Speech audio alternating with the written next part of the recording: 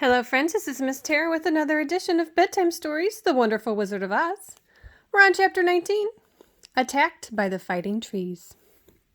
The next morning, Dorothy kissed the pretty green girl goodbye. They all shook hands with the soldier with the green whiskers who had walked them as far as the gate.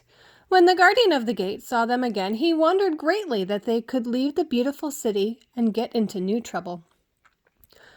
But he at once unlocked their spectacles and put them back in the green box and gave them many good wishes to carry with them. "You are now our ruler," he said to the Scarecrow, "so you must come back to us as soon as possible." "I certainly shall if I'm able," the Scarecrow replied, "but I must help Dorothy get home first." Dorothy bade goodbye to the good-natured guardian, and a last farewell she said, "I have been very kindly treated in your lovely city, and everyone has been good to me. I cannot tell you how grateful I am." "Don't try, my dear," he answered. "We should like to keep you with us, but if it is your wish to return to Kansas, I hope you will find a way." He then opened the gate to the outer wall, and they walked forth and started upon their journey. The sun shone brightly as our friend turned their faces toward the land of the South. They were all in the best of spirits and laughed and chatted together. Dorothy was once more filled with the hope of getting home, and the Scarecrow and the Tin Woodman were glad to be of use to her. As for the lion, he sniffed the fresh air with delight and whisked his tail from side to side in pure joy at being in the country again, while Toto ran around them and chased the moths and butterflies, barking merrily all the time. "City life does not agree with me at all," remarked the lion as they walked along at a brisk pace, "for I have lost much flesh since I've lived there, and now I am anxious for a chance to show the other beasts how courageous I have grown." They now turned and took a last look at the Emerald City. All they could see was a mass of towers and steeples behind green walls, and high up above everything the spires and dome of the Palace of Oz. "Oz was not such a bad wizard after all," said the Tin Woodman, as he felt his heart rattling around in his breast. "He knew how to give me brains, and very good brains, too," said the Scarecrow.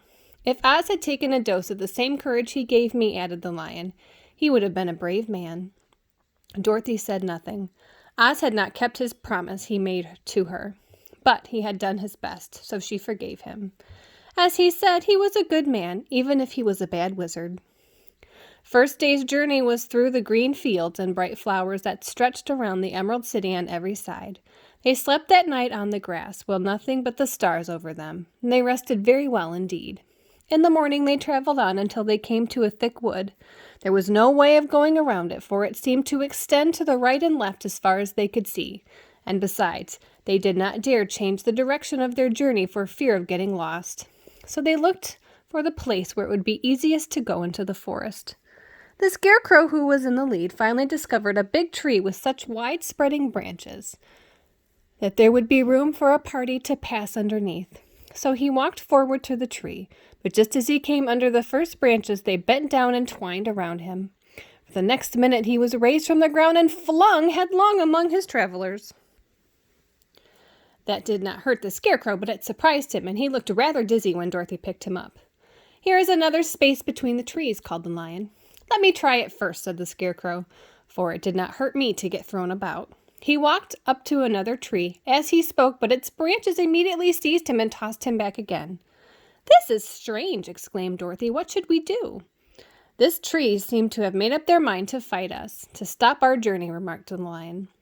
"I believe I will try it myself," said the woodman, and shouldering his axe, he marched up to the first tree that had handled the Scarecrow so roughly. When a big branch bent down to seize him, the woodman chopped at it so fiercely that it was cut in two. At once the tree began shaking all its branches as if in pain, and the Tin Woodman passed safely underneath it. "Come on," he shouted to the others, "be quick!" They all ran forward and passed under the tree without injury, except Toto, who was caught by a small branch and shaken until he howled. But the woodman promptly chopped off the branch and set the little dog free. The other trees of the forest did nothing to keep them back, so they made up their minds that only the first row of trees could bend down their branches, and then probably these were the policemen of the forest, and given this wonderful power in order to keep strangers out of it. 4 travelers walked with ease through the trees until they came to the further edge of the wood. Then, to the surprise, To their surprise, they found before them a high wall, which seemed to be made of white china. It was smooth like the surface of a dish, and higher than their heads. "What do we do now?" asked Dorothy. "I will make a ladder," said the Tin Woodman, "for we certainly must climb over this wall."